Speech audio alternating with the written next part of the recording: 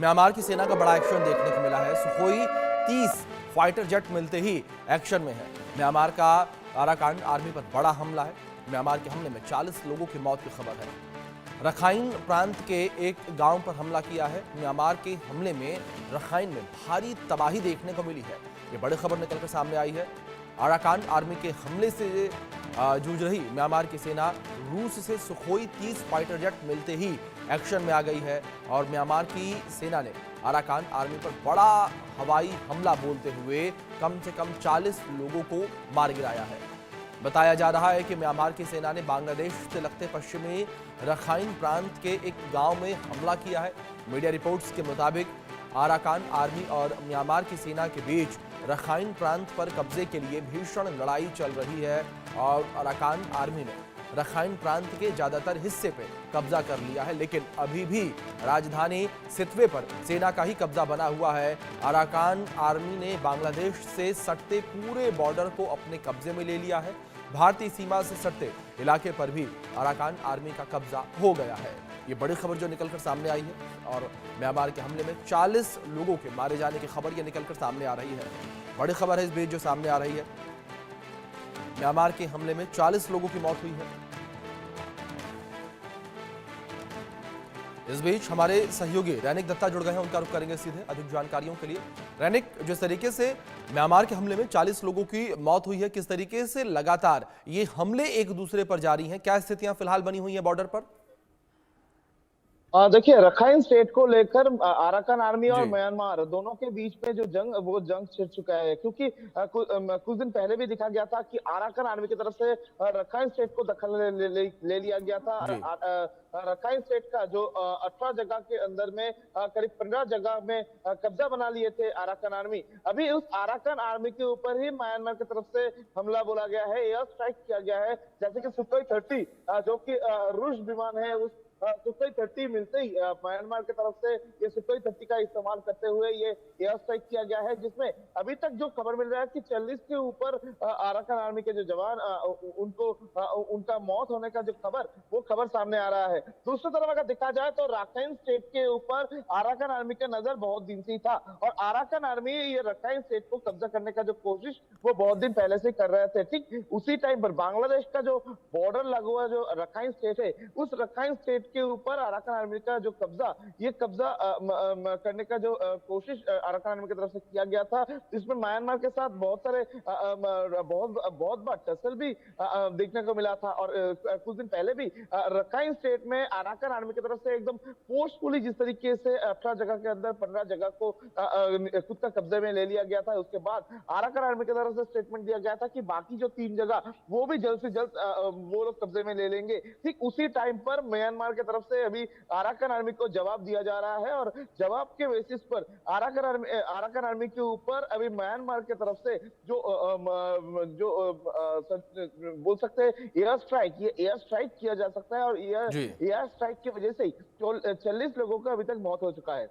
जी, रैनिक, जानकारी आपसे यहाँ पर भी चाहेंगे, रूस की किस तरीके से भागीदारी यहाँ देखने को मिल रही है? रूस ने सुखोई 30 विमान भी जो है दिए, उसके बाद ये हमला किया गया पूरा।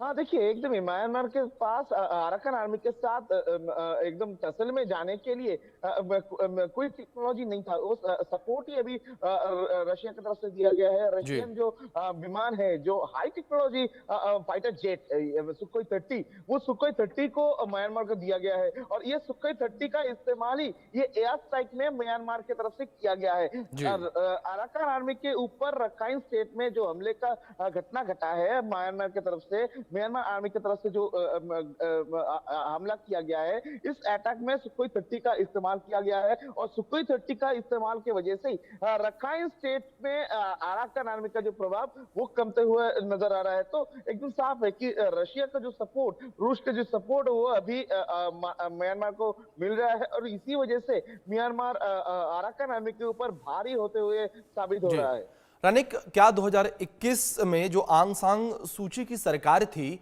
और उस सरकार को सेना ने हटा दिया था, क्या उसकी अस्थिरता की वजह से ऐसे हालात देश में पैदा हुए हैं? क्योंकि 2021 से ही लगातार हम देख रहे हैं कि म्यांमार में ऐसी ही तस्वीरें बनी हुई हैं। कब्जाधारी जो है वो अलग अलग क्षेत्रों पर कब्जा कर रहे हैं, अलग अलग क्षेत्रों पर अपना हक अधिकार जमा रहे हैं। और अभी भी स्थितियां ऐसी बनी हुई हैं जहां म्यांमार की आर्मी एक तरफ, दूसरी ओर अराकान की आर्मी एक तरफ, दोनों एक दूसरे पर हमला करते हुए, लेकिन पिस यहां पर आम जनता रही है। हाँ, एकदम देखिए 2021 के बाद से जिस तरीके से अराकान आर्मी का प्रभाव म्यांमार के ऊपर दिखने को मिला है, जिस तरीके से अराकान आर्मी का एक से बढ़कर एक जगह पर हमले करने का घटना, दूसरी जगह पर जो प्लानिंग करने का घटना सामने आया है, उसमें साफ है कि म्यांमार में 2021 साल में जिस तरीके से जो सत्ता है वो सत्ता पलट गया था, उसके बाद का उसका ही इफेक्ट जो है वो अराकान आर्मी की तरफ से उठाया जा रहा था। मगर दूसरी तरफ अगर देखा जाए, जैसे आप बोल रहे हैं कि ये अराकान आर्मी और म्यांमार दोनों के बीच में जो तसल, इस तसल के वजह से म्यांमार का जो लोग है उस लोगों के ऊपर अभी इफेक्ट हो रहा है। क्योंकि अगर आप देखेंगे कि ये जो एयर स्ट्राइक का बात अगर किया जाए, तो ये एयर स्ट्राइक अगर होगा रखाइन स्टेट में, जिस तरीके से एयर स्ट्राइक म्यांमार की तरफ से किया गया है वो अराकान आर्मी के खिलाफ में किया गया है। मगर इसमें सबसे ज्यादा इफेक्टेड जो आम लोग भी हुआ है। तो अराकान आर्मी के साथ अभी म्यांमार का जो डायरेक्ट असल देखने को मिल रहा है, इसका इफेक्ट भी आम लोगों के होना पड़ेगा। तो साफ है कि अराकान आर्मी का ये प्रभाव 2021 साल के बाद से जिस तरीके से नजर आया है और म्यांमार की तरफ से अभी जिस तरीके से इसका पलटा जवाब दिया जा रहा है, तो इसमें दोनों पक्ष के बीच में बढ़ के जो मिडिलमैन बन चुके हैं आम लोग, और आम लोगों के ऊपर भी इसका जो इम्पैक्ट देखने को मिल रहा है। जी रनिक, दूसरी ओर मैं आपसे स्टैंड समझना चाहूंगा। अराकान आर्मी का आखिर स्टैंड क्या है? अराकान आर्मी आखिर चाहती क्या है? क्यों इस तरीके का कत्लेआम म्यांमार में देखने को मिल रहा है? देखिए, अराकान आर्मी का नजर है कि म्यांमार में जो भी अराकान आर्मी का सपोर्टर्स या तो बोल सकते हैं जो रोहिंग्यास है, जो लोग एकदम पीछे के सारी में है, म्यांमार के अराकान आर्मी को जिस तरीके से बैन किया गया है, उसी सत्ता को वापस लेना ही अभी अराकान आर्मी का नजर में है। और अराकान आर्मी अभी इस सत्ता को सामने रखते हुए अराकान आर्मी का नजर है कि म्यांमार के जो सरकार है उसके ऊपर एक चैलेंज तैयार करना। और इसी वजह से पहला तो उन लोगों का नजर था रखाइन स्टेट, क्योंकि रखाइन स्टेट में अराकान आर्मी का जो बेस कैंप बोल सकते हैं, उस बेस कैंप तैयार किया गया था, उस बेस कैंप को बैन कर दिया गया था म्यांमार सरकार की तरफ से। और अभी इस रखाइन स्टेट को ही खुद का कब्जा में लेकर म्यांमार का जो गवर्नमेंट उसके ऊपर जो चैलेंज फेंक दिए थे अराकान आर्मी चीफ। और इसी वजह से अराकान आर्मी और म्यांमार दोनों के बीच में जो टसल अभी खुल्लम खुल्ला देखने को मिल रहा है। बिल्कुल बिल्कुल। रैनिक, आपने जिक्र किया रखाइन का। रखाइन की क्या स्थितियां इस वक्त बनी हुई हैं? क्योंकि रखाइन वो हिस्सा जहां हमले लगातार हो रहे हैं पिछले कुछ दिनों से।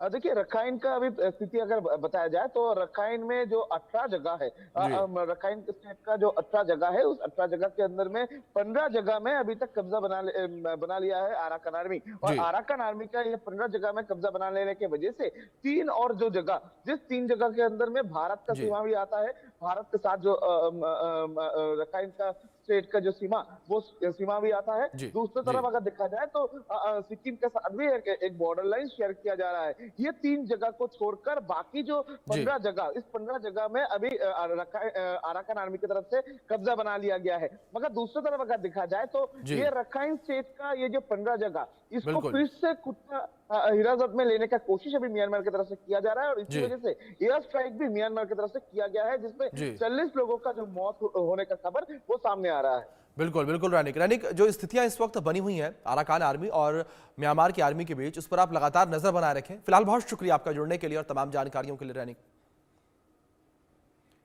तो ये जिस तरीके की स्थिति इस वक्त म्यांमार में बनी हुई है, इस स्थिति में पिसती हुई आम जनता नजर आ रही है। 2021 के बाद जो गतिरोध जारी है, इस गतिरोध में लगातार आम जनता हैरान परेशान होती नजर आ रही है। और इस बीच अराकान आर्मी और म्यांमार की आर्मी के बीच संघर्ष जो है वो और भी ज्यादा बढ़ चला है।